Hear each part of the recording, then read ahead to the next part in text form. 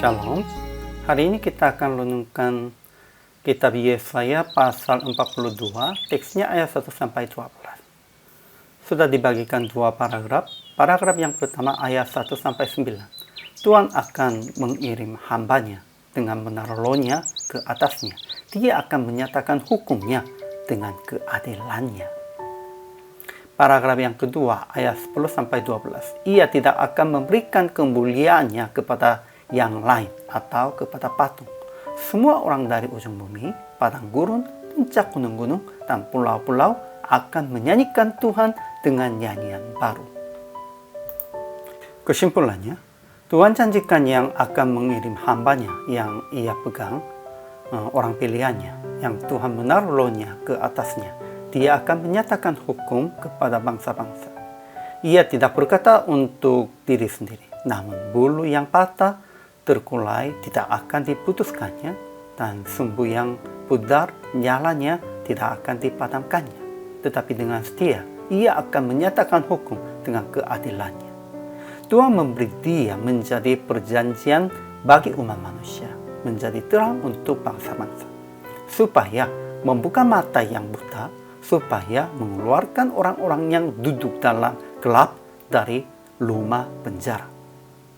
Dia, Yesus Kristus, akan menanggung semua hal ini.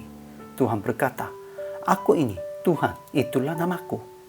Ia berkata bahwa tidak akan memberikan kemuliaannya kepada yang lain atau kepada patung. Kemudian Nabi berkata kepada ujung bumi, padang gurun, puncak gunung-gunung, dan pulau-pulau akan menyanyikan Tuhan dengan nyanyian baru. Ajaran tentang Allahnya. Pertama, hambanya yang ia pegang, orang pilihannya yang kepadanya ia berkenan. Ia telah menaruh rohnya ke atasnya, supaya ia menyatakan hukum kepada bangsa-bangsa. Bulu yang patah terkulai tidak akan diputuskannya, dan sumbu yang pudar nyalanya tidak akan dipadamkannya. Tetapi dengan setia ia akan menyatakan hukum, dan ia adalah Yesus Kristus. Nabi Yesaya sudah nubuat tentang pelayanan Yesus Kristus.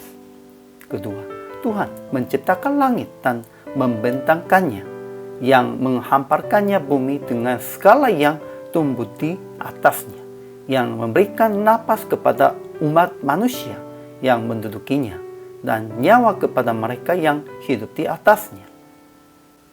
Ketiga, aku ini Tuhan, itulah namaku. Aku tidak akan memberikan kemuliaanku kepada yang lain atau kemasyuranku kepada patung. Ajaran tentang manusianya. Pertama, Tuhan telah memanggil Yesus untuk maksud penyelamatan, telah memegang tangannya. Ia telah membentuk Yesus dan memberi dia menjadi perjanjian bagi umat manusia, menjadi terang untuk bangsa-bangsa, untuk membuka mata yang buta, untuk mengeluarkan orang hukuman dari tempat tahanan, dan mengeluarkan orang-orang yang duduk dalam gelap dari rumah penjara. Dan kita, orang percaya, harus mengikuti jalan Yesus seperti itu.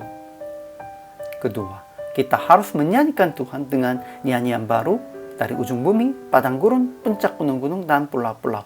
Dimanapun di seluruh bumi, kita harus menyanyikan demikian itu. Jadi aplikasinya, pertama, bersyukur dan menyanyikan Tuhan yang mengutus hambanya yang ia pegang, orang pilihannya, yang kepadanya ia berkenan.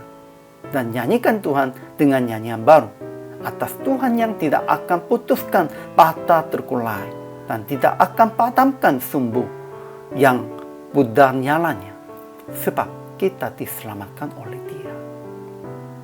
Kedua, kita harus menjadi terang untuk bangsa-bangsa, untuk membuka mata yang buta, untuk mengeluarkan orang hukum dari tempat tanah, dan mengeluarkan orang-orang yang duduk dalam gelap dari rumah penjara. Sama seperti perbuatan Yesus dan rasul-rasul telah berbuat demikian itu.